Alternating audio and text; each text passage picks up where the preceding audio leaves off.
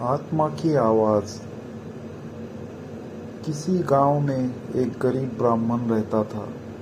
ब्राह्मण गरीब होते हुए भी सच्चा और ईमानदार था।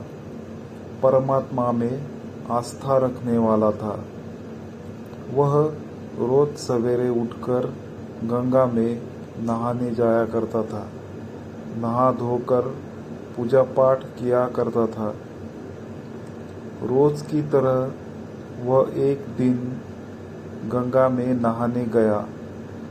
नहाकर जब वापस आ रहा था तो उसने देखा रास्ते में एक लिफाफा पड़ा हुआ है। उसने लिफाफा उठा लिया। लिफाफे को खोलकर देखा तो वह ब्राह्मण हक्का बक्का रह गया। लिफाफे में काफी सारे नोट थे।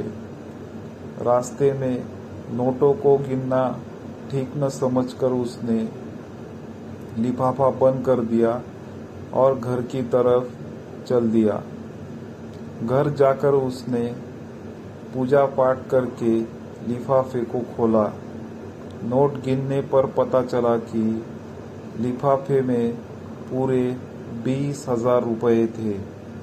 पहले तो ब्राह्मण ने सोचा कि भगवान ने उसकी सुन ली है, उसे माला माल कर दिया है।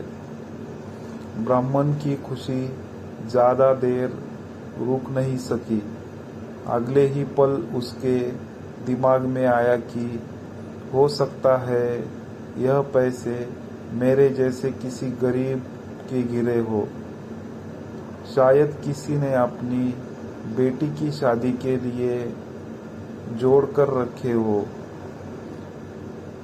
उसकी आत्मा ने आवाज दी कि वह इन पैसों को ग्राम प्रधान को दे आए। वह उठा और ग्राम प्रधान के घर की तरफ चल दिया।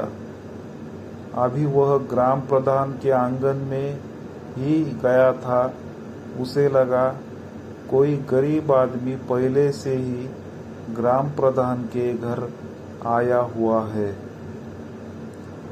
वह भी उनके पास पहुंच गया। गरीब आदमी रो रो कर प्रधान को बता रहा था कि कैसे कैसे यत्नों से उसने पैसे जोड़े थे पर कहीं रास्ते में गिर गए थे।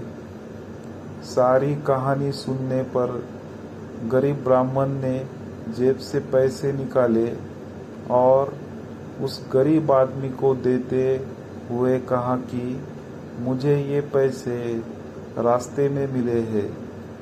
आपकी कहानी सुनने के बाद अब यकीन हो गया है कि ये पैसे आपके ही हैं। पैसे देखते ही गरीब के चेहरे पर रौनक आ गई। गरीब ब्राह्मण ने कहा, पैसे गिन लीजिए। गरीब आदमी ने ब्राह्मण का धन्यवाद करते हुए कहा कि पैसे तो पूरे ही है, इसमें से मैं आपको कुछ इनाम देना चाहता हूँ। गरीब ब्राह्मण ने कुछ भी लेने से इनकार कर दिया। ब्राह्मण अपने घर को वापस आ गया।